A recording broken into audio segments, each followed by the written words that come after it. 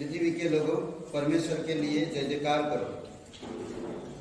हाँ, परमेश्वर के लिए जय जयकार करना, क्योंकि वो सच्चा, वो जीवित है और वो पराक्रमी परमेश्वर है। दिल से, सच्चे मन से प्रभु की आराधना करना। Okay, hallelujah.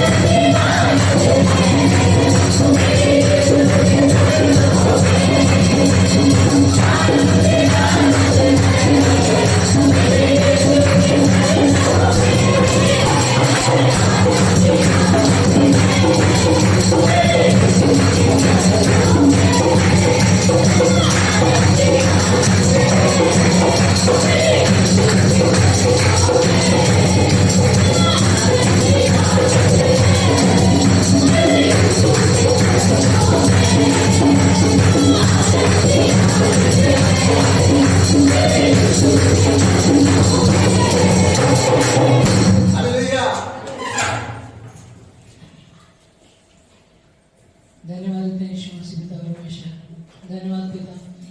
पिता आपके चरणों में आनंद है यीशु मसीह। पिता हम प्रार्थना करते हैं पिता, धन्यवाद यीशु मसीह। पिता आपके पास पूरी सामर्थ्य है यीशु मसीह, हर चीज़ को करने के लिए यीशु मसीह। धन्यवाद पिता। पिता आप हमारे लिए क्रूस पर गए यीशु मसीह और तीसरे दिन जी उठे यीशु मसीह। धन्यवाद पिता यीशु मसीह। धन्यवाद पिता, धन्यवाद।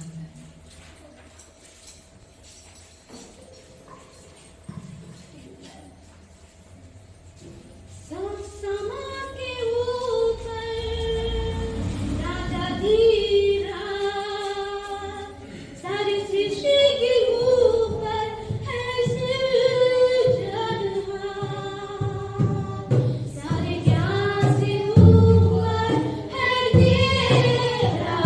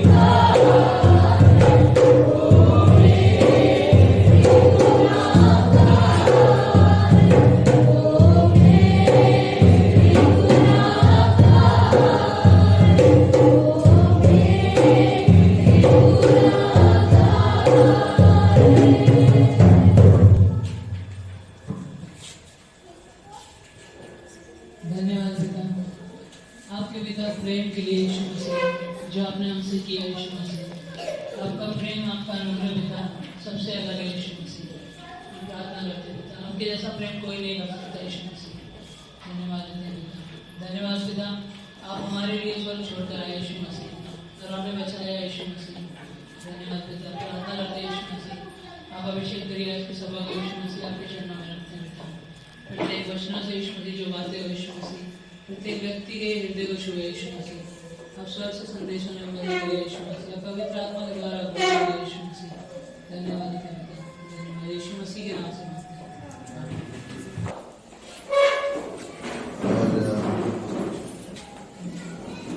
और वचन पढ़ेंगे। कोई निकालिए उत्पत्ति 6वां अध्याय 14 से 21। उत्पत्ति का किताब कितना डिस्टेंस इधर है नहीं कोई। ओके, उत्पत्ति का किताब 6वां अध्याय 14 से 21। कोई एक जन पढ़िए जोर से, अगर मिला तो आपको।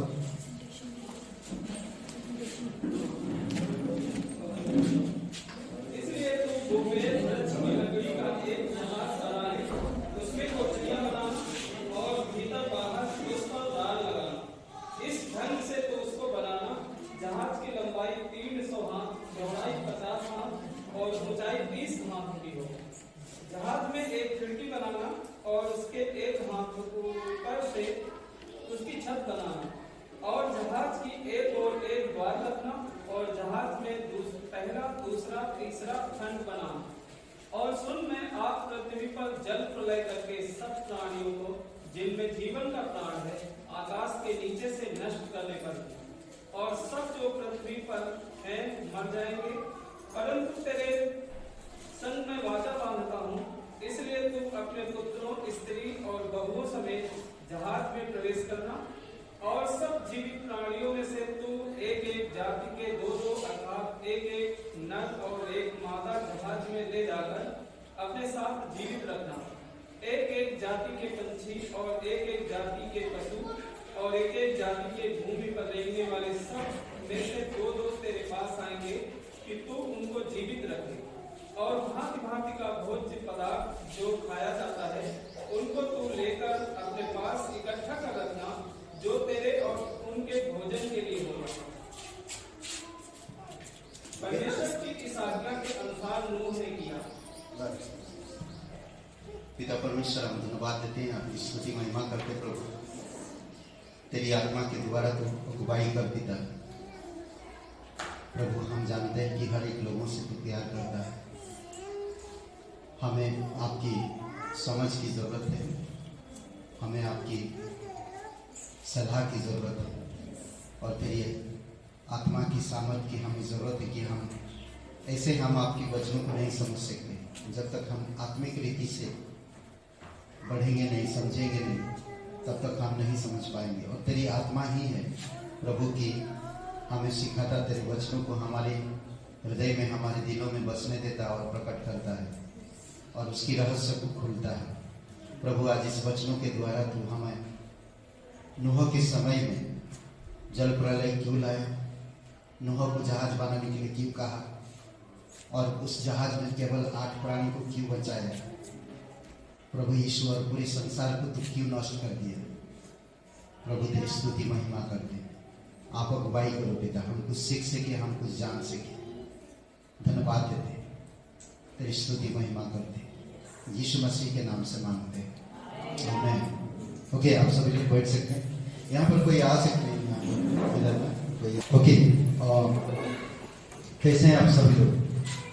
ठीक है। अगर आप देखने गए तो इस तरफ आ सकते हैं प्रीति जी। तो आज हम लोग जिस विषय में बात करेंगे, जहाज बनाने विषय में मार्गदर्शन। ठीक है, जहाज बनाने के विषय में मार्गदर्शन। नूह ने जल प्रलय की चेतावनी दी। नूह ने जल प्रलय की चेतावनी दी। परमेश्वर जल प्रलय लाने वाला था धरती पर। नूह ने चेतावनी दी पर लोग सुना नहीं। ठीक है, जहाज बनाने के विषय में मार्गदर्शन। जहाज परमेश्वर बनाने को दिया, किसको? नूह को। क्यों बनाने दिया? हम लोग आगे आगे धीरे धीरे जैसे जाएंगे तो वैसे हम बढ़ेंगे।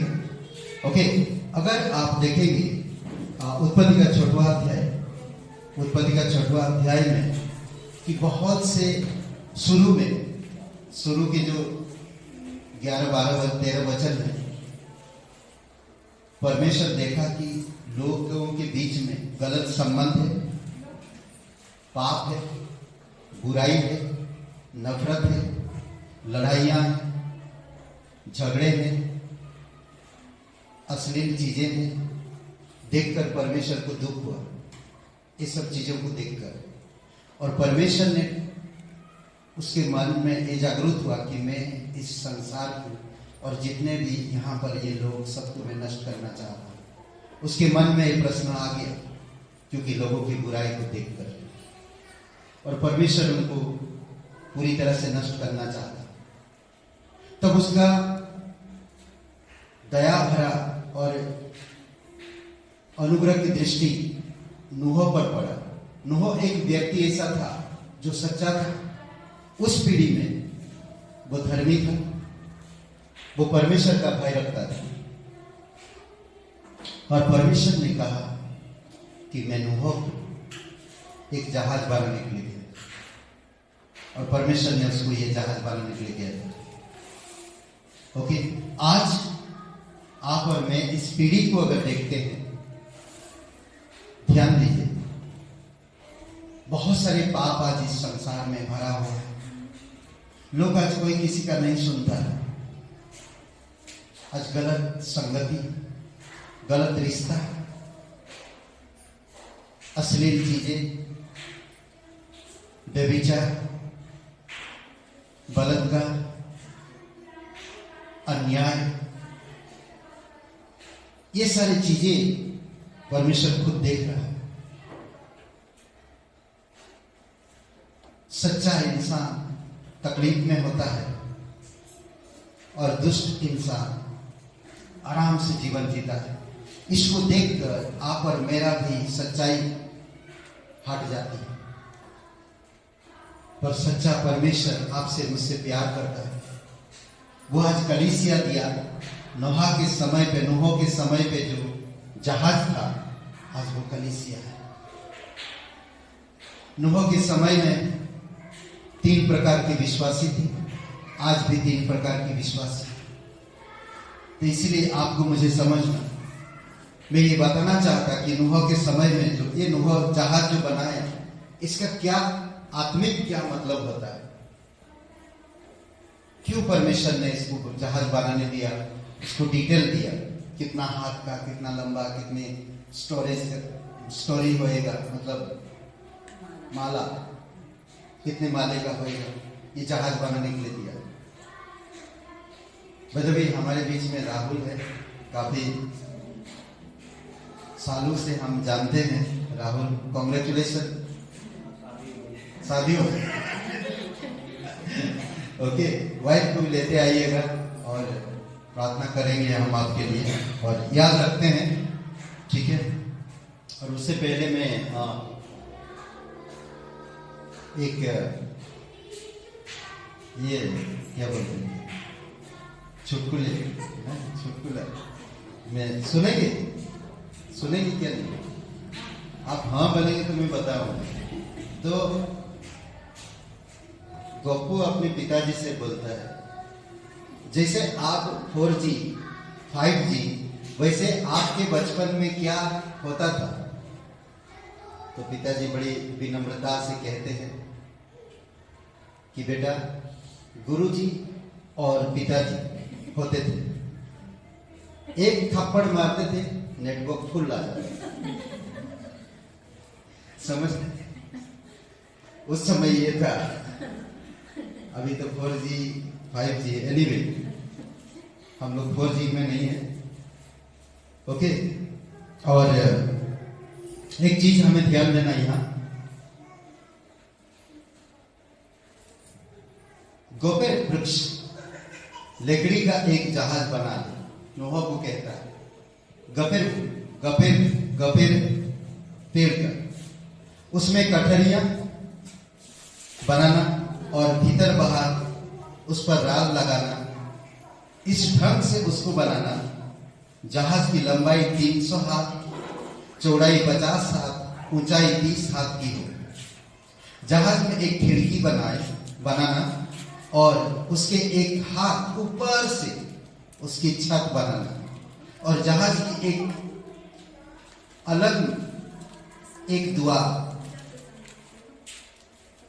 अलग में एक द्वार रखना, और जहाज में पहला, दूसरा, तीसरा खंड बनाना, मंजिल। ये था परमेश्वर की आर्किटेक्ट। परमेश्वर एक चित्र दे दिया उसको, अब इस चित्र के मुताबिक नूह को बनाना। ठीक है, पवित्र बाइबल में दिए गई हर एक अंक या कोई भी चीज के बारे में कोई ना कोई आध्यात्मिक मतलब होते हैं। ऐसे नहीं है, बाइबल में जो भी चीज कहा गया उसका एक आध्यात्मिक मतलब होता है। परमेश्वर उस मतलब को बहुत गहराई से रखता है, उस वस्तु में एक अर्थ को गहराई से रखता है। कई बार आप और मैं नहीं समझ सकते, कितने भी पढ़ ले, समझ रहे नहीं समझ सकते, नहीं जान सकते। जब तक परमेश्वर की प्रेरणा या प्रकाशन नहीं आ जाता तब तक हम नहीं समझ पाएंगे, क्योंकि पवित्र आत्मा आपके अंदर उस वचन को समझने के लिए, उसके अर्थ को जानने के लिए आपको, आपकी विचार को, आपकी भावनाओं को आध्यात्मिक बनाता है, तभी आप समझ पाएंगे, नहीं तो नहीं समझ पाएंगे। कभी कभी ऐसा आपने कभी सुना है कि मैं आदिवासियों को जानने के लिए मुझे आदिवासी बनना हो, समझ रहे, मुझे आध्यात्मिक अर्थ को समझने के लिए मुझे स्वयं आध्यात्मिक बनना हो, समझ रहे। इसीलिए बहुत जरूरी है समझना, हर एक चीज का आत्मिक अर्थ होता है, ओके। और वो आत्मिक अर्थ परमेश्वर से जुड़ा रहता है। जब परमेश्वर उसको आपके जीवन के द्वारा ओपन करता है, खुलता है, तो आपको ब्लेसिंग भी आता है। कई बार हम समझ नहीं पाते, उन चीजों में गुजरते हैं। इसीलिए जो जहाज परमेश्वर ने नूह को बनाने के लिए कहा, उसके विषय में भी हम गहराई से ध्यान देंगे, क्यों परमेश्वर ने जहाज बनाने के लिए कहा, और ये जहाज का क्या आध्यात्मिक अर्थ क्या हो सकता है, ओके। जहाज 4000 वर्ष तक अरारत पर्वत के बर्फ में छुपा रहा 4000 वर्ष तक छुपा रहा। फिर रिसर्च किए, प्राप्त किए उस जहाज को, अरारत पर्वत में आज भी है। नापतोल जहाज में प्रवेश करने का व्यक्ति की गुणवत्ता को प्रकट करता है। नापतोल, समझ रहे, एक व्यक्ति का, जहाज में जो व्यक्ति प्रवेश करेगा उसकी गुणवत्ता को प्रकट करता है, उसकी गुण को प्रकट करता है। उसके साथ ही हमारे युग में महाशताब्द के समय में हमें बचाए जाने के भी गुणवत्ता को प्रकट करता है। अभी इस काल में भी एक भयानक परिस्थिति आने वाला है, जिसको बोलते कि महासंकट। अनाज बहुत कम होगा, पानी की प्रॉब्लम आएगी, जाति धर्म में प्रॉब्लम आएगा, ये सारी चीजें होगी। पैसों के पीछे हर कोई दौड़ेगा, पैसों के अलावा कुछ दिखेगा नहीं, पैसों के लिए कुछ भी करने के लिए तैयार है। 100 रुपया, 5000, 10,000, 50,000 के लिए कुछ भी करने के लिए तैयार हो जाएंगे इंसान आने वाली समय। पेट्रोल की कीमत अभी तो शुरुआत, आने वाले समय और भी भाव बढ़ेगा तेजी से। अनाज का उत्पन्न होना, अनाज मिलना कम हो जाएगा, जगह जगह पे अकाल पड़ेगी, भूकंप होंगे। हर दिन आप हमें देख रहे हैं कि हर दिन भूकंप की झटका होती है, हर दिन, हर 2-3 दिन में एक झटका आती है। इसलिए बहुत जरूरी है कि आपको मुझे समझना।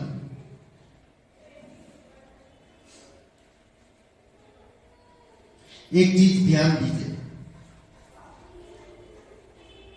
नूह जिस तरह जल प्रलय के समय, न्याय आने से पहले, महासंकट जल प्रलय आने से पहले परमेश्वर ने उसे कहा था, उसी समय को वो कर रहा, उसी समय को बना रहा।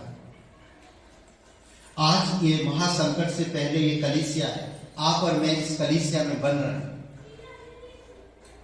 बचने का।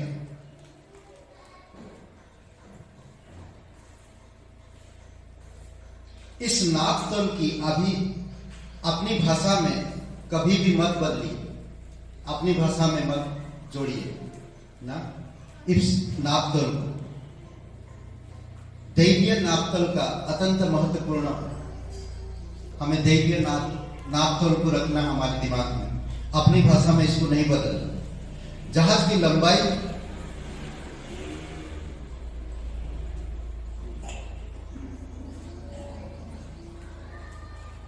300 हाथ थी, जिसका अर्थ है परमेश्वर के साथ चलना या उसके साथ एक बनकर रहना। ओके, उसकी चौड़ाई 50 हाथ थी, जिसका अर्थ होता है मुक्ति या पुनर्स्थापना, जो कि इस जहाज ने किया। पुनर्स्थापना या मुक्ति। अब जहाज है क्या, दिखा हो?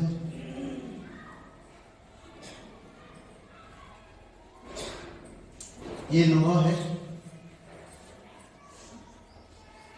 जो जहाज बना। और भी तस्वीर होएगा, मुझे लगा तस्वीर नहीं है, प्लेन नहीं रखी है, चलेगा। ओके, ये है, ठीक है। तो ये है जहाज बना लिया, बना रहा धीरे धीरे।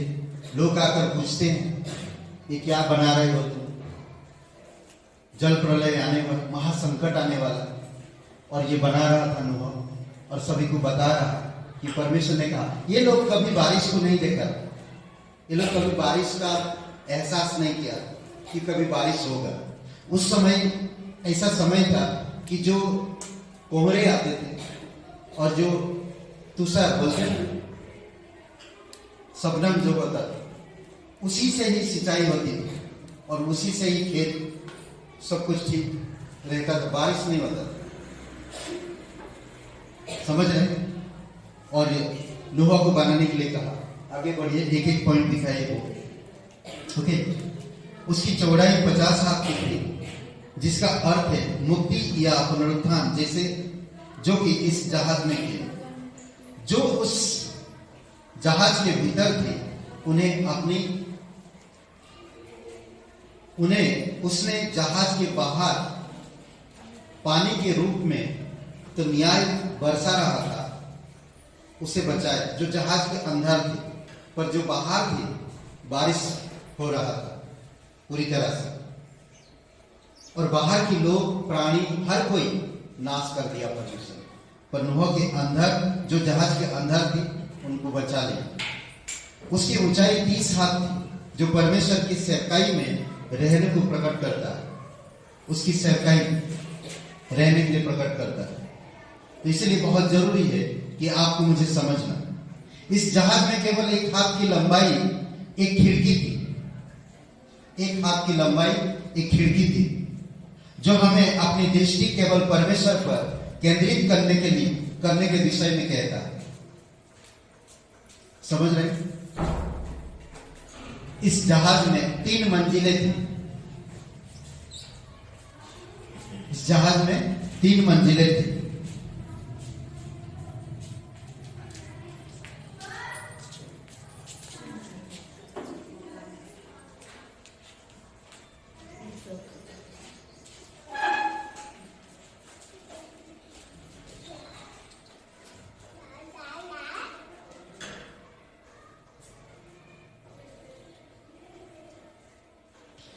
गफेर वृक्ष का मतलब जानते हैं?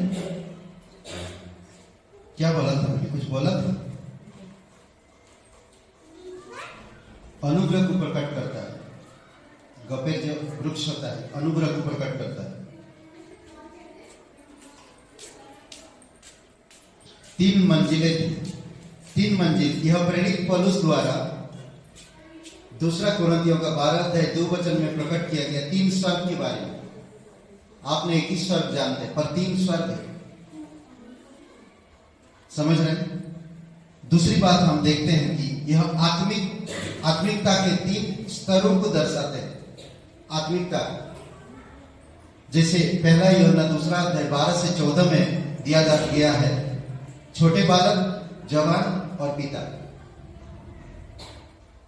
3 स्तर को आत्मिकता में। नया जन्म मिला, मैं छोटा बालक हूं, भले मैं शरीर से बड़ा आदमी हूं, पर जब मैं यीशु मसीह पर विश्वास करता उस समय में एक छोटा बालक आत्मिकता में, फिर मैं आत्मिकता में जवान होता हूं, फिर मैं आत्मिकता में बूढ़ा होता हूं, पिता।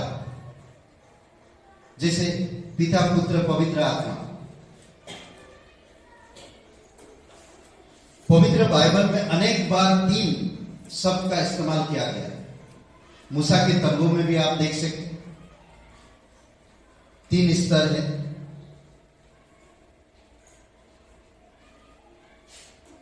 तीन भाग दिया गया। सबसे निचली मंजिल जो मूसा के तंबू के बाहरी कक्ष के समान है क्या मूसा का तंबू? मैं थोड़ा सा दिखा रहा हूं, आज संदेश थोड़ा कुछ अलग है। ठीक है, मूसा का तंबू आगे देखो, ये है। ठीक है, ये बाहरी कक्ष है जो यहां पर हम देख सकते हैं। परमेश्वर ने मूसा को बनाने के लिए दिया था। मूसा को एक्यूरेट आर्किटेक्ट की तरह परमेश्वर ने उसको, जैसा नूह को जहाज बनाने के लिए कहा था, मूसा को ये तंबू बनाने के लिए कहा था। ये परमेश्वर की निवास स्थान होता है। ये बाहरी आंगन है और एक भीतरी आंगन है जो पवित्र स्थान बोलते हैं, और एक परम पवित्र स्थान। आगे तस्वीर दिखा। ये जो पहला मंजिल है, ये वाला स्थान पहला मंजिल, ये वाला स्थान है। ओके, इस मंजिल को कहते हैं पहला स्थान। पहला मंजिल नूह के जहाज में भी जो है पहला मंजिल, समझ रहे? उसमें कहता कि पहले मंजिल मूसा के तंबू के बाहरी कक्ष के समान है। वह उद्धार और पानी और पवित्र आत्मा के बपतिस्मे को प्रकट करता है। पहले मैं तो जब यहां पर आता हूं, मैं यीशु मसीह पर जस्ट विश्वास किया, ठीक है, और जस्ट मैं पवित्र आत्मा से बपतिस्मा मिला मुझे। ओके, जब मैं यीशु मसीह पर विश्वास करता, यहां पर आता हूं, यहां पर मेरा पेट ले आता हूं, यहां पर मेरे दिल साफ हो गए। मैं जब यीशु मसीह पर विश्वास किया पूरी तरह से। ओके, दूसरी मंजिल आपको इसके अंदर जाना है। इसके अंदर 3 चीजें हैं। धूप की बेदी, रोटी का मेज और एक धूप की मतलब बेदी, धूप मतलब क्या बोलते, धूप जलाने का, और रोटी का, और एक दीपक ना उसमें दिया गया। आगे है, इसमें ये देखिए, ये धूप जलाते हैं, ये दिया जलता है, और वो रोटी का मेज। ये 3 चीजें हैं यहाँ पर। ये पवित्र स्थान है। वो था बाहरी कक्ष, ये है पवित्र स्थान। जब मैं ईश्वर पर विश्वास किया, मैं बाहरी कक्ष पर, जब मैं पवित्रता में बढ़ता हूं वचन के साथ, शिक्षा के साथ, तो मैं यहां पर प्रवेश करता हूं। ठीक है, ये दूसरी मंजिल है जो नूह के जहाज में भी जोड़ता है। ओके, ये आपका बोलते ना कि प्रभु यीशु मसीह में अब आप बालक नहीं रहे, अब आप सियाने हो गए। अब आप पुरानी वस्त्र को उतार दी, अब आप नई वस्त्र में बढ़ गए। समझ रहे? ये मंजिल को, दूसरे मंजिल को कहता है कि दूसरी मंजिल तंबू के पवित्र स्थान को दर्शाता है। ये पवित्र स्थान, ओके, ये पवित्र स्थान, ठीक है। और दूसरा है, यहां पर कहता कि इस पवित्र स्थान में हम परमेश्वर के साथ आत्माओं का अभिषेक प्राप्त कर सकते हैं। बुद्धि की आत्मा, युक्ति की आत्मा, पराक्रम की आत्मा, पवित्रता की आत्मा, ये परमेश्वर की आत्मा है जो प्रकाशित वाक्यों में भी आप 7 कलीसियाओं को दिया गया, समझ रहे। और इसमें आप देखेंगे 3 चीजें। धूप ये प्रार्थना का प्रतीक है, प्रार्थना का जीवन को दर्शा रहा। एक विश्वासी किस तरह से प्रार्थना का जीवन को लेता है, और उसमें कहता है कि अनेकों लिए तोड़ी गई रोटी बन सकते, रोटी का मेज है। और हम देखते हैं कि यीशु मसीह जीवन का रोटी है। जब हम यीशु पर आते हैं तो हम उस रोटी को दूसरों तक भी देते हैं। दूसरी बात हम देखते हैं धूप की वेदी जो प्रार्थना जीवन को दर्शाती है। 3 चीजें हैं, ये जो है 7 आत्माओं का दर्शाता है। 7 दिए हैं उसमें, और एक ही सोने के टुकड़े से बनी है, उसमें जोड़ा नहीं गया।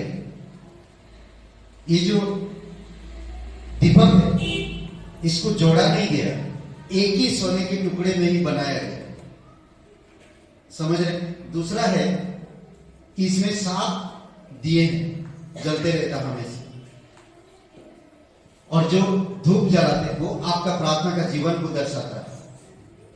और रोटी का हमें हमारे लिए तोड़ा गया यीशु मसीह क्रूस पर, समझ रहे। यीशु मसीह की क्रूस पर जो उसकी देह को बलिदान किया गया।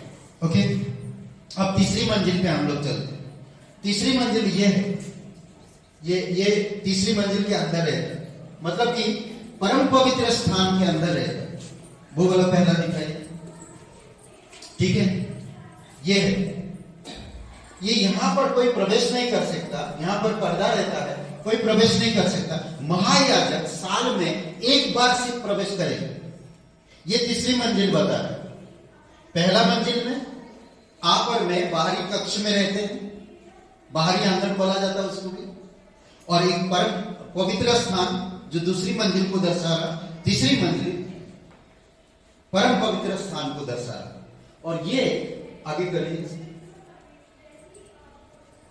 ये है, इसमें परमेश्वर का, ये हारून का छड़ी है, छड़ी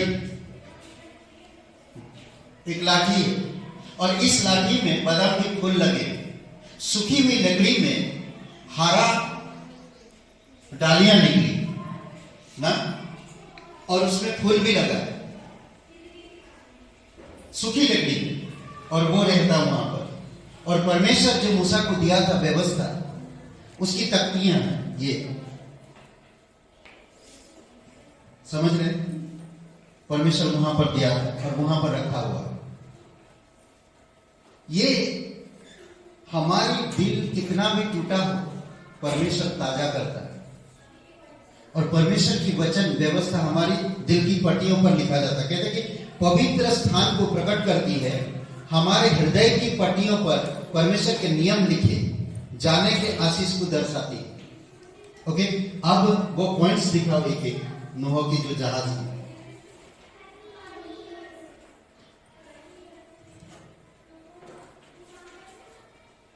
ये आप देख सकते हैं, किधर है, और ओके, गोपेर वृक्ष की लकड़ी अनुग्रह का नमूना है।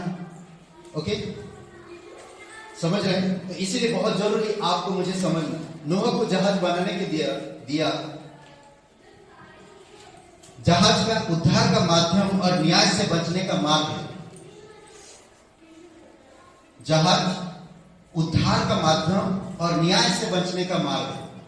जहाज गपेर वृक्ष की लकड़ी अनुग्रह का नमूना, बचाए जाने के लिए अनुग्रह की आवश्यकता होती है। हर एक इंसान, इफिसियों के 2 अध्याय में हर एक इंसान को अनुग्रह हुआ है। अनुग्रह के द्वारा विश्वास ही से अनुग्रह के द्वारा आप और मेरा उद्धार हो गया। अगर आप पर और मुझ पर परमेश्वर की अनुग्रह नहीं होता तो हम कभी भी बच नहीं पाते। अनुग्रह। दूसरा, जहाज पर लगाया गया लेप क्या था? राल। प्राप्त किए गई सत्य को प्रकट करता है। सत्य को अपने में से लापरवाही के कारण निकल ना जाने दे। जो लेप प्रभु यीशु मसीह के पवित्र लहू, जो लेप लगाया गया, अपने उद्धार को खोने ना दे, अनंत जीवन को प्राप्त करना, और जो कुछ परमेश्वर प्रदान करता उसे थामे रहना। इब्रानी का 2 अध्याय वचन देखने, जो कुछ परमेश्वर देता उसे थामे रहो। डाली अगर पेड़ से अलग हो जाती है तो कभी फल नहीं सकती, कभी बना नहीं ले सकता, अपने आप कुछ कर नहीं सकता। तो इसीलिए बहुत जरूरी, भले आज संसार एक तरफ है, आप संसार की जैसा सोचते हो, आप संसार की जैसा करते हो, पर आपका दूसरी तरफ परमेश्वर है। अब आप संसार की नहीं हो, अब आप परमेश्वर की।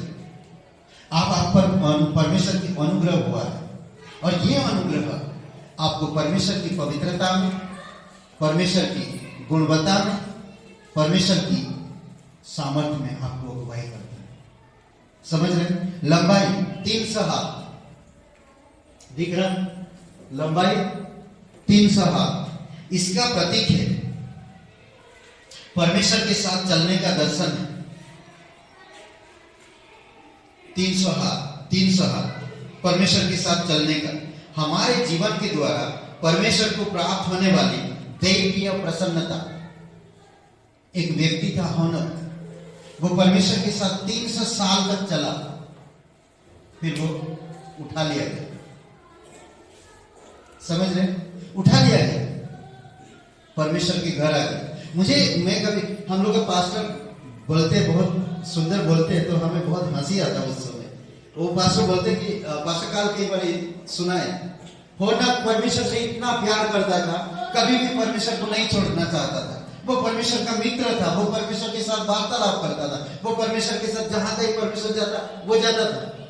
300 साल तक चलते परमेश्वर के साथ बातें करते एक दिन वो परमेश्वर के घर पहुंच गए, और परमेश्वर ने कहा, अरे हनो, तुम तो मेरे घर आ गए, अब जाने की तुम्हें आवश्यकता नहीं, इसी घर में रहो। वो वापस पृथ्वी पर भी नहीं जाना, परमेश्वर के साथ रहो। सोचिए, नहीं, 50 हाथ चौड़ाई, 50 हाथ, 50 उद्धार, मुक्ति, बहुत आनंद का दर्शन है। इजराइल लोगों को आप देखेंगे 50-20 साल में बहुत बड़ा, 50वें दिन में आनंद मनाते हैं। ऊंचाई 30 हाथ,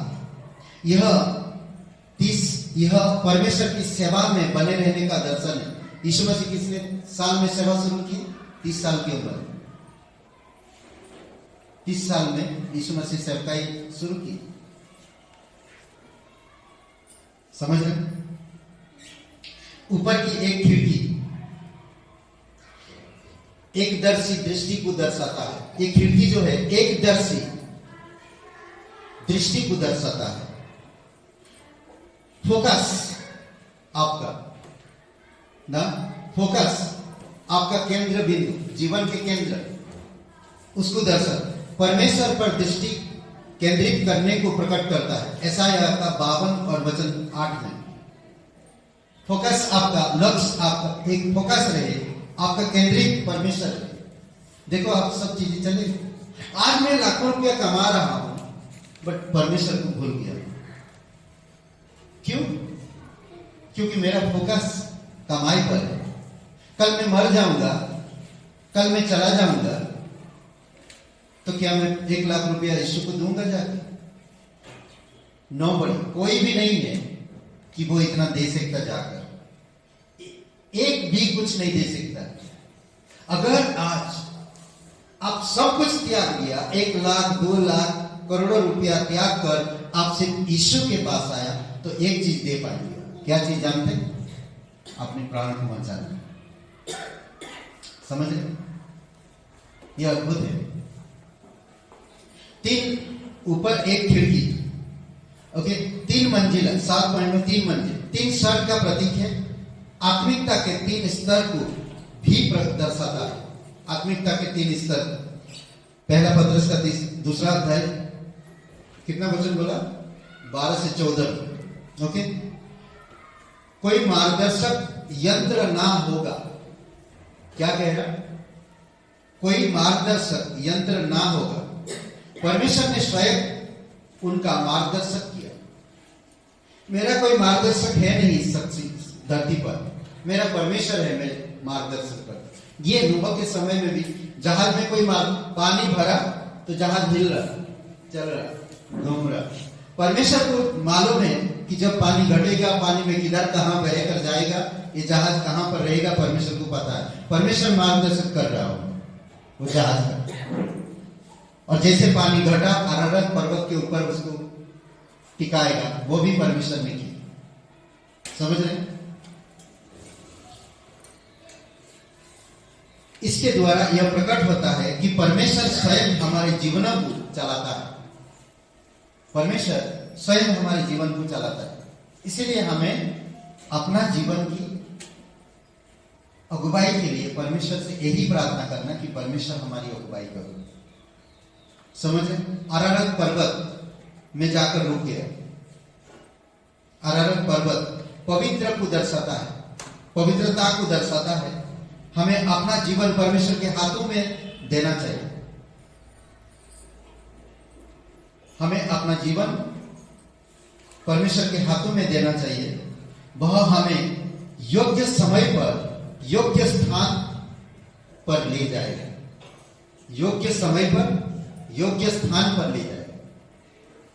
हर चीजें सही समय पर वो लाएगा।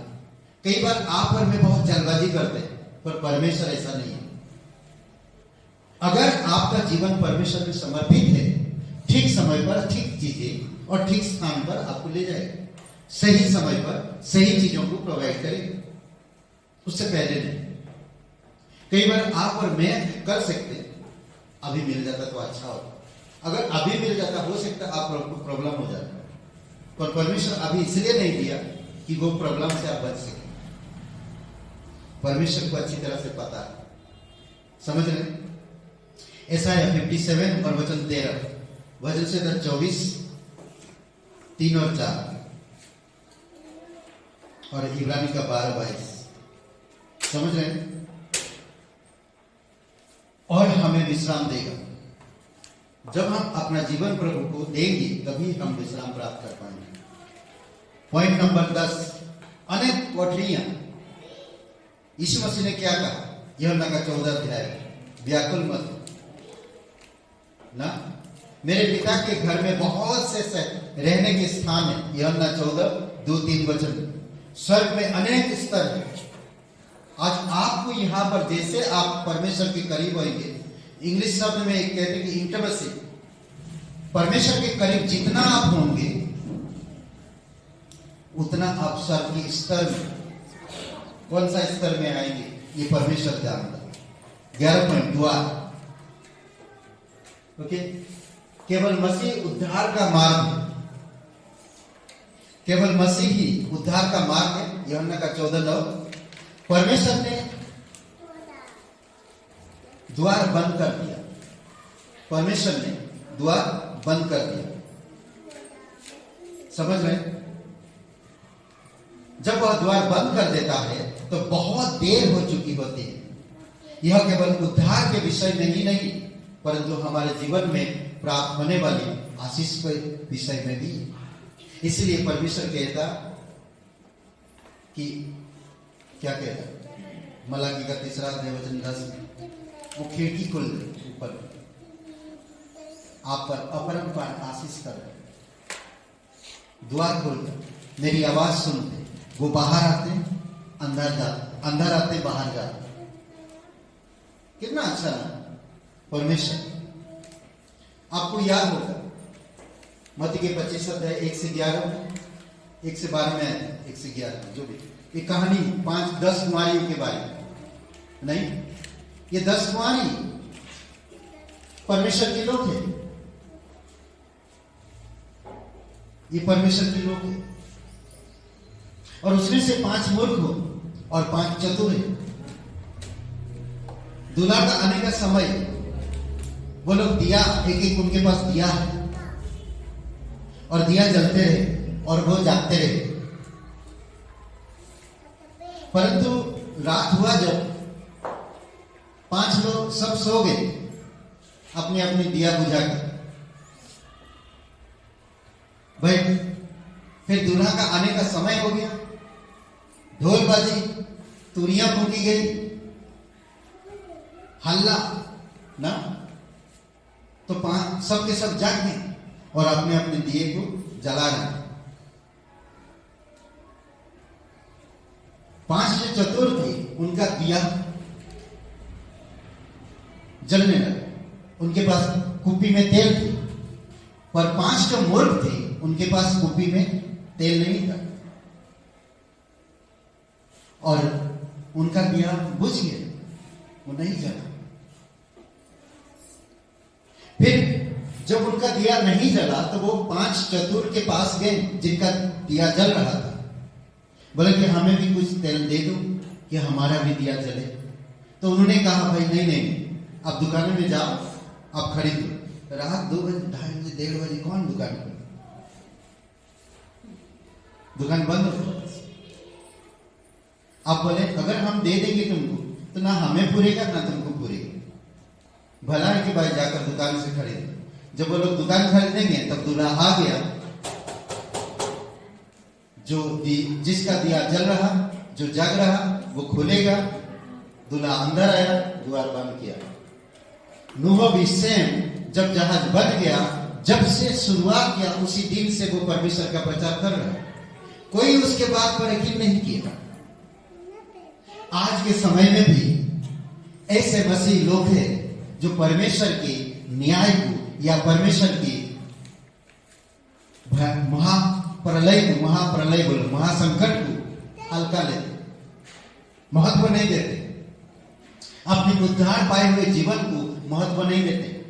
जीवन छोटा है, परमेश्वर बहुत बड़ा है। जीवन का मकसद परमेश्वर जानता है, क्यों ना मैं इस जीवन के मकसद को परमेश्वर के हाथ में सौंप दूं, वो संभालेगा, वो अच्छी तरह से जानता है। तो क्या हुआ, फिर वो चुपचाप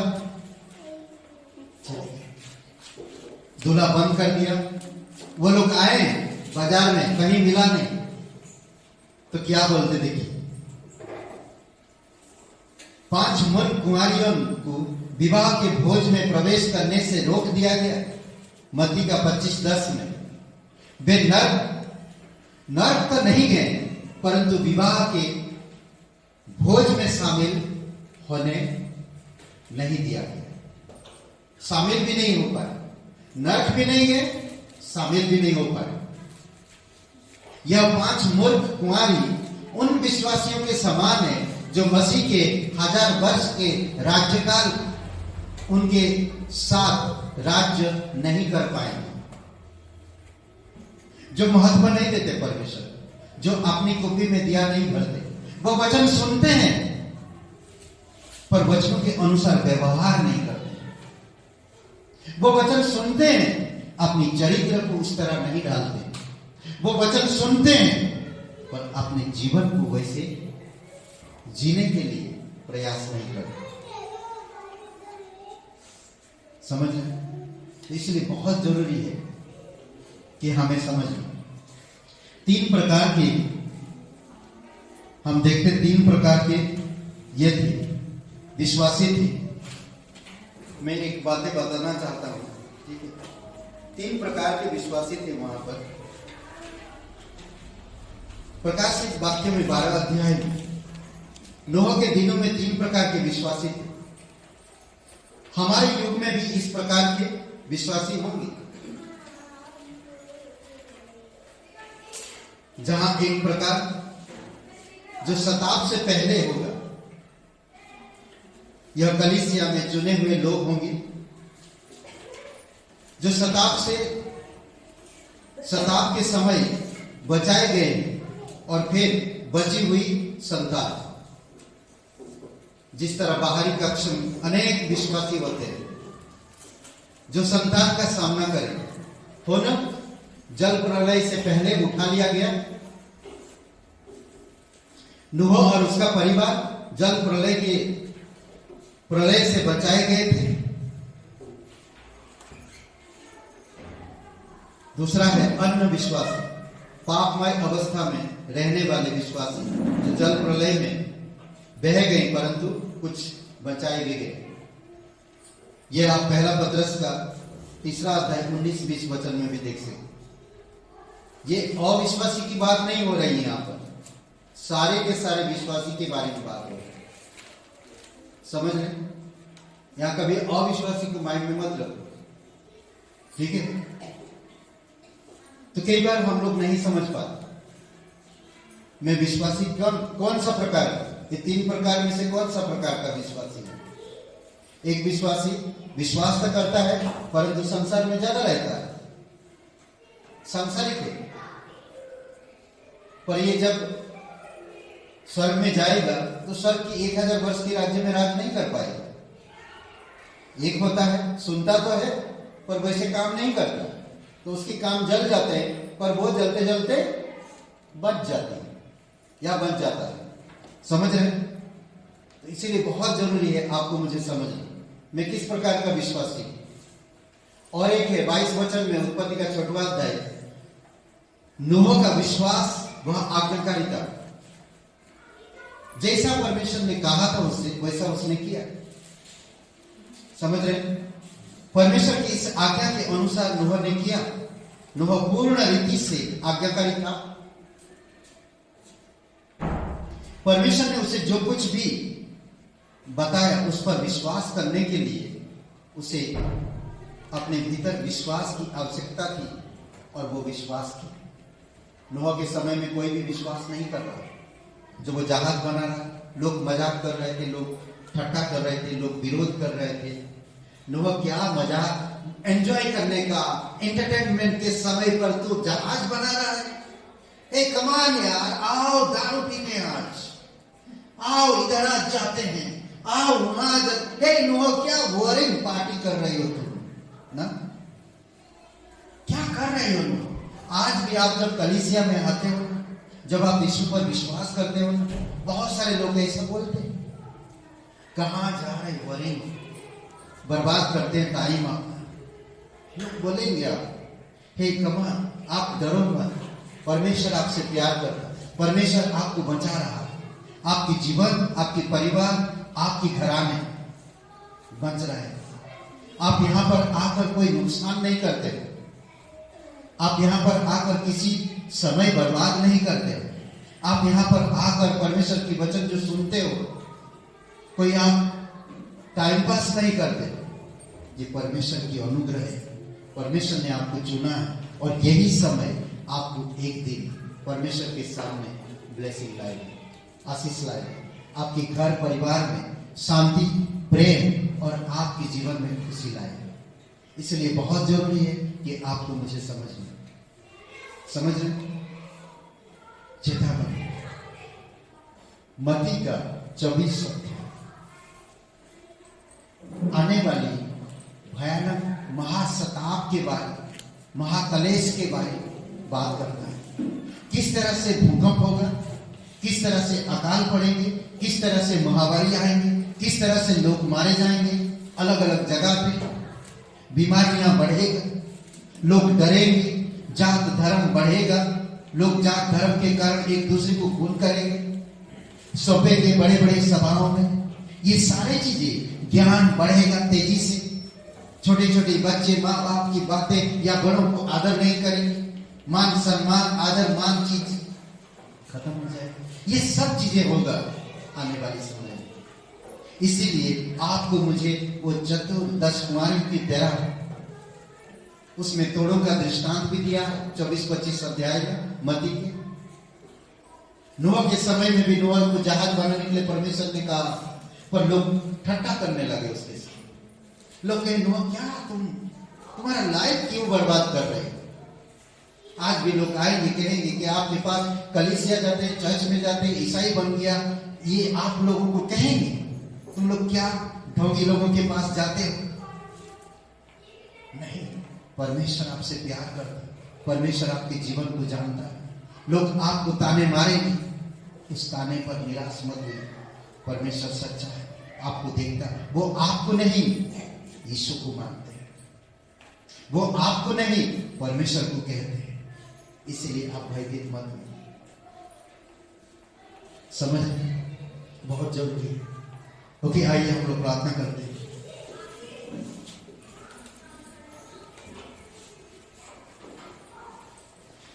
लास्ट में एक चीज में बता देना चाहता हूं। पानी से केवल 8 लोग बचाए गए थे। पहला पत्रस 3 अध्याय वचन 20 में पानी से केवल कितने लोग बचाए गए थे? 8 लोग। 8 क्या प्रतीक दर्शा रहा? यह नए जीवन को दर्शाता है और यह कि नूह ने नई युग को आरंभ किया।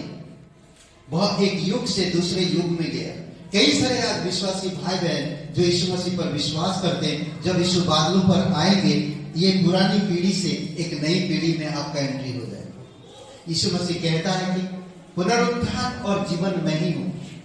यूहन्ना का 11 अध्याय वचन 25 और 26 में, 24, 25, 26 में, पुनरुत्थान और जीवन मैं ही हूं। जो मुझ पर विश्वास करता अगर मर भी जाए तो भी वो जिएगा, और जो मुझ पर विश्वास करता और जीवित है वो कभी ना मरेगा, वो बदल जाएगा। ये परमेश्वर की प्रतिज्ञा आप सभी पर, हम सभी पर अद्भुत है। समझ रहे हैं? जिस तरह नूह एक पीढ़ी से दूसरे, एक युग से दूसरे युग का शुरुआत किया, उसी तरह आप और मैं भी एक युग से दूसरे युग में प्रवेश करेंगे। अगर जिंदा रहें और यीशु आ गया, हम बादलों में उठा लिए जाएंगे। कितना अच्छा ना?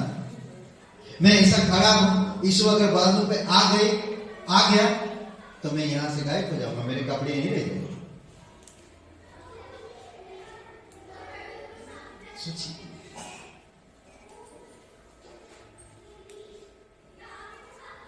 प्रकाशित वाक्य 20:6 में लिखा है, आशीष वह पवित्र होना चाहिए।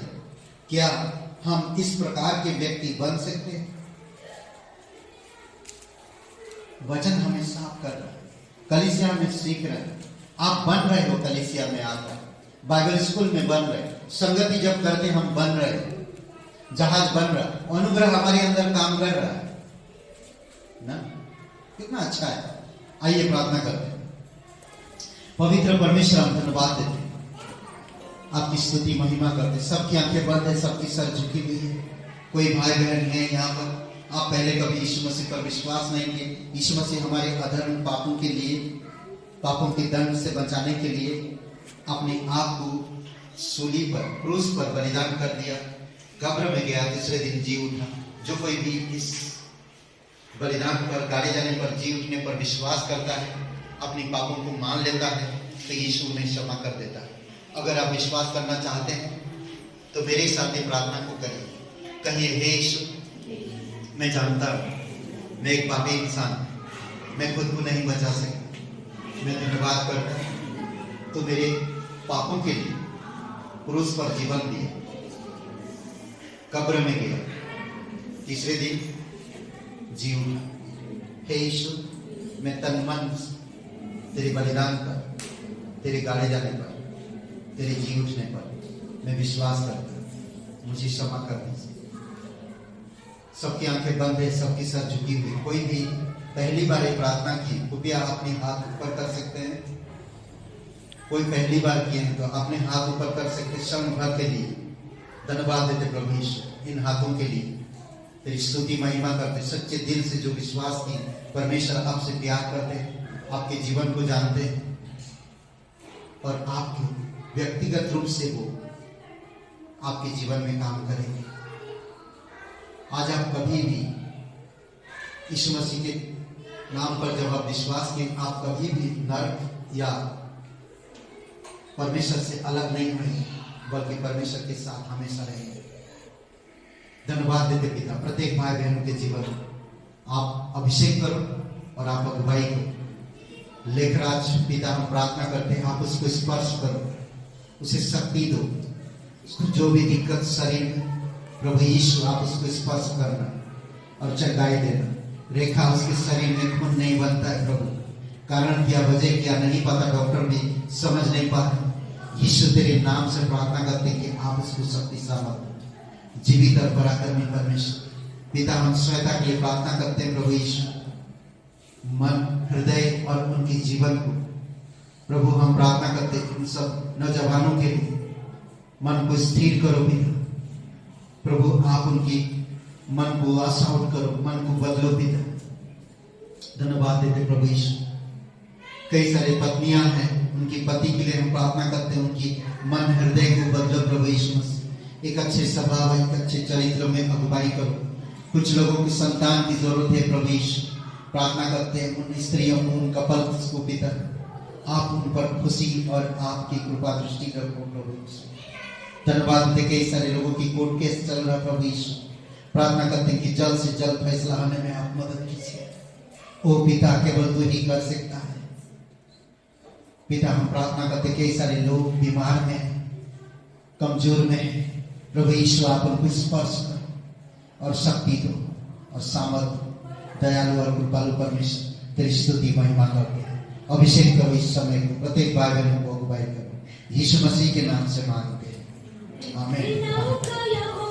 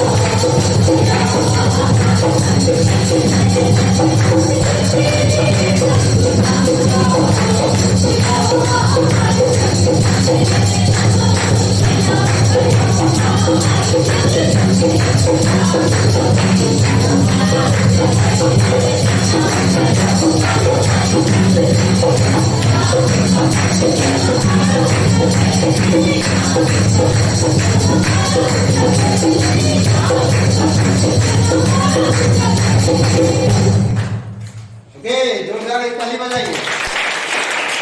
पिता परमेश्वर आप धन्यवाद देते हैं आपकी स्तुति महिमा करते हैं प्रभु प्रत्येक लोगों के घर में शांति और प्रेम भर दो प्रभु वचन में बढ़ने में प्रत्येक भाई बहनों को अगुवाई करो पिता आने वाले महासंकट से बचाने के लिए प्रत्येक लोगों को मजबूती के साथ गहराई के साथ आपके नजदीकी एक रिश्ता के साथ अगुवाई करो पिता धन्यवाद देते प्रभु यीशु तेरी स्तुति महिमा करते अभिषेक करो पिता हर एक घर बच्चे बड़े सभी लोगों को कामकाज में बिजनेस में प्रभु यीशु आप प्रत्येक लोगों को अगुवाई करो और आशीषित करो और शरीर को भला चंगा रखो पिता जब मौसम चेंज होता है कई सारे परिवार में शरीर में बुखार जुकाम सर्दी खांसी प्रभु प्रत्येक लोगों को भला चंगा रखो पिता तेरे अनुग्रह में बनाए रखो प्रभु यीशु धन्यवाद देते कुछ स्त्रियों को डिलीवरी है पिता जो पिता सभी को सुरक्षित रखना नॉर्मल सब कुछ हो उनके जीवन में आप सहायता करो प्रभु यीशु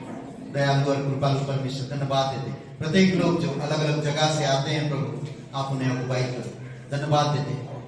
आत्मिक चीजों में अगुवाई करो पिता, गहराई से अगुवाई करो, आपके साथ आध्यात्मिक रिश्ते में मजबूत करो प्रभु यीशु, धन्यवाद देते। व्यक्तिगत जीवन से बातें करो, तेरी स्तुति महिमा करो। आज का दिन को, इस समय को, ये प्रार्थना पवित्र सर्वशक्तिमान हमारे उद्धार करता यीशु नासरी के नाम से मांगते हैं, आमीन।